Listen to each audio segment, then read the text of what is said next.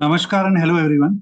आज का ये वीडियो मैंने डिवीज लेबोरेटरी पे बनाया। डिवीज लैब एक large cap pharmaceutical company Nifty 50 का भागीदार है ये।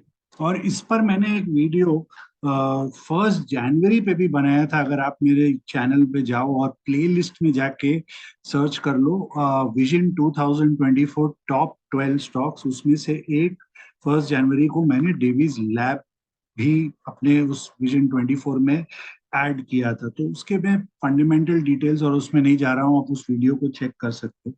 सो डिवीज लैब में हम शुरू करते हैं चार्ट्स को समझना। क्वार्टरली चार्ट से शुरू करता हूँ। 2003 से हमारे पास इसका लिस्टिंग डेटा है और आप इसमें इंटरेस्टिंगली देखो बहुत अच्छा रैली। उसके बाद करेक्शंस डीप है। करेक्शंस जब भी स्टॉक में आते हैं डीप आते हैं। आप 2009 में भी देख लो, 2018 से 20 में भी देख लो, वैसे ही करेक्शन स्टॉक में होते हैं। 18 में, सॉरी 2020 नहीं, कोविड के टाइम में फार्मा स्टॉक्स में कोई करेक्शन नहीं आई थी।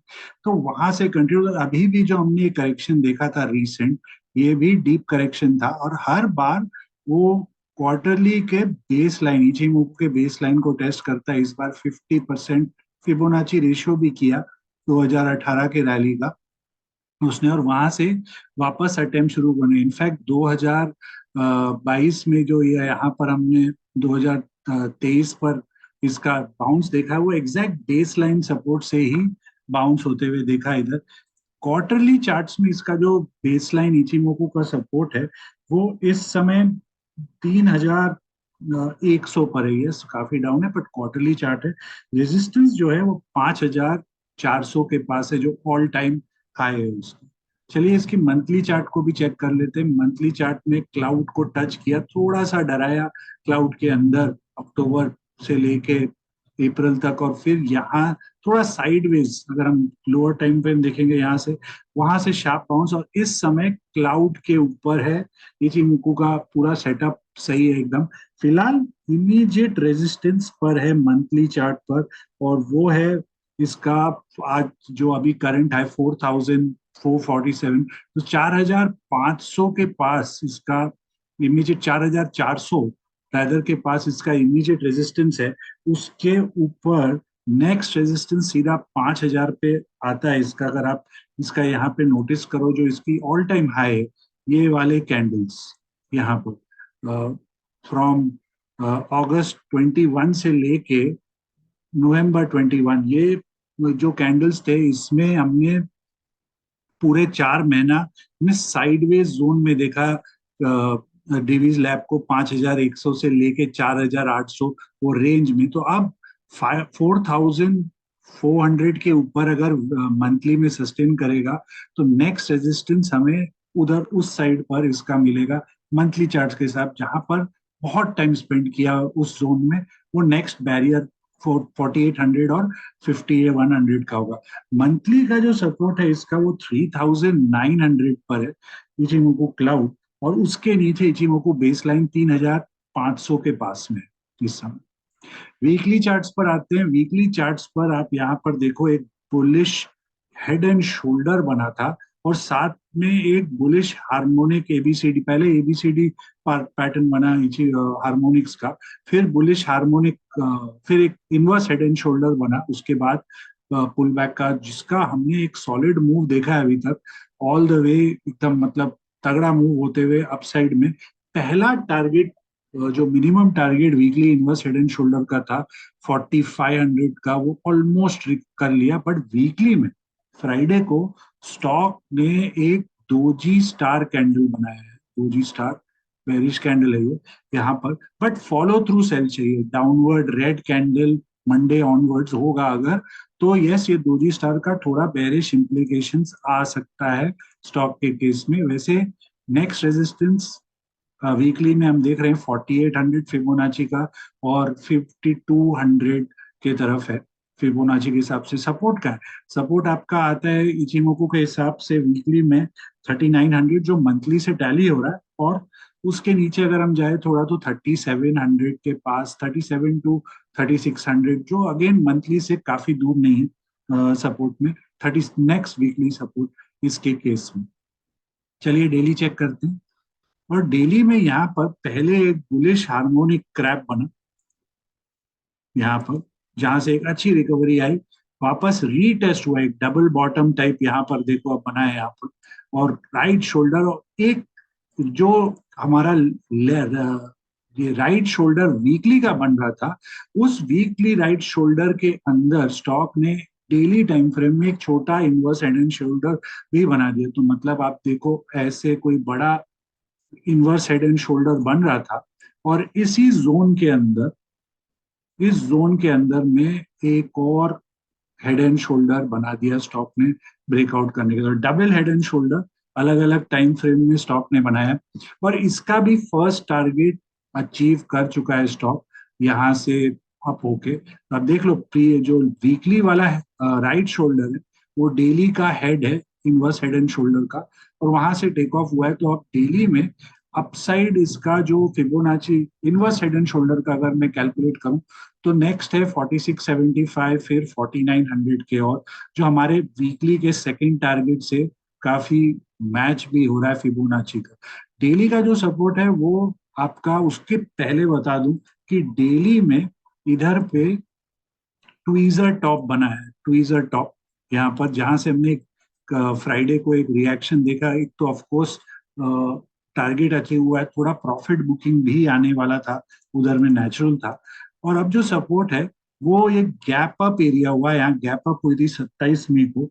तो इसका जो गैप अप एरिया का फर्स्ट पार्ट है 4200, उसके नीचे 4100, और अगर वो बाय चांस नहीं होल्ड करेगा तो फिर हम ये ब्रेकआउट एरिया शायद वापस डाउनवर्ड टेस्ट करेंगे 3800 पर। आवरली पर जाने के पहले आपको बता दूं, जो इसका जो डेरिवेटिव डेटा है, future derivative data one day का डेटा 28% का ओआई शेडिंग हुआ है, मतलब लॉन्ग अनवाइंडिंग हुई है कल 28% की इस पे फ्राइडे को। 5 दिन का डेटा स्टॉक 5% अप है उस पे 5 दिन के data, but 27% OI reduction. Data वैसे दिखाएगा आपको शॉर्ट कवरिंग, बट क्योंकि ये 28% कल ही हुआ है और 5 डे का 27 है, मतलब स्टॉक में प्रॉफिट बुकिंग देखा है हमने। प्रॉफिट बुकिंग के दो कारण हो सकते हैं इस स्टेज में। सबसे पहला कि एक फिबोनाची रेजिस्टेंस टारगेट अचीव हुआ है, minimum inverse head and shoulder का, वीकली और डेली दोनों का ऑलमोस्ट। दूसरी, आज रात को एग्जिट पोल है और मंगलवार को इलेक्शन रिजल्ट्स है, तो बहुत सारे पोजीशंस लिक्विडेट हुए हैं, तो वहां थोड़ा प्रॉफिट बुकिंग भी उस हिसाब से हो सकता है स्टॉक में। तो हमें इस पर अगर नया एंट्री करना है तो, या अपने पोजीशंस एग्जिस्टिंग पोजीशंस को लंबा टाइम के लिए ट्रेल करना है, तो जब तक ये 3500 है लॉन्ग टर्म और मीडियम टर्म इन्वेस्टर के लिए, तब तक ठीक है। और अगर मुझे और ऐड करना करना हो या फ्रेश एडिशंस लेनी हो स्टॉक पर from derivative point of view या इवन कैश बाइंग, मैं प्रिफर करूंगा ये गैप एरिया कवर हो, थोड़ा नीचे आए, वहां पर एंट्री, यहाँ अगेन अबव 4475, जितना सपोर्ट के पास आए 4100 का, वहां रिव्यू करके इसको वैसे देखने की कोशिश करूंगा। अब देखते हैं आवरली को। तो आवरली चार्ट इचिमोकू क्लाउड के बहुत पास 4250 का, ये नहीं होल्ड करेगा तो यस, ये गैप एरिया 4100 थोड़ा सा और नीचे इनटू दिस बेल्ट आएगा, तो वहां रिव्यू करूंगा इसको। रेजिस्टेंस जो इसमें जिन्होंने कल फ्राइडे को शॉर्ट किया है एक दो दिन पहले, उनके लिए रेजिस्टेंस 4375 पर है, उसके ऊपर 4450, तो एटलीस्ट 4375 4400 के ऊपर फिलहाल फ्रेश लॉन्ग उसी के ऊपर लग रहा है। यहाँ तो ऑन डिप डाउनवर्ड नेकलाइन आ जाए, थोड़ा अंदर आ जाए, रिट्रेस हो, वहां उस हिसाब से इसमें फ्रेश लॉन्ग करूंगा। शॉर्ट इसमें फ्रेश शॉर्ट तो मैं बिल्कुल नहीं करने की कोशिश करूंगा, बिकॉज एक तो ये इचिमोकू के आवरली क्लाउड के बहुत पास है। अनलेस क्लाउड ब्रेकडाउन करता है तो मैं सोचूंगा शॉर्ट करने का इसको पोजिशनल, नहीं तो नहीं। और at also at the same time एक stock inverse head and shoulder का ब्रेकआउट स्टॉक है, ऐसे स्टॉक्स को मैं पुल बैक में बाय करने की कोशिश करता हूँ। और दूसरी बात, इचिमोकू का सिस्टम के हिसाब से वीकली डेली दोनों सुपर स्ट्रांग है, मंथली भी क्लाउड के ऊपर निकल रहा है, क्वार्टरली भी वापस स्ट्रेंथ दिखाते हुए, तो ऐसे स्टॉक्स बाय ऑन डिप होते इंस्टेड ऑफ हर swing trade, yes, in small swing trades आप इधर उधर जरूर ले सकते हो रेजिस्टेंस से, बट आइडियली ये स्टॉक मोर ऑफ बाय है। एग्रेसिव इसमें बाइंग हम डेफिनेटली 4600 के ऊपर देखेंगे, जो इसका प्रायर स्विंग हाई बना था वीकली चार्ट्स में।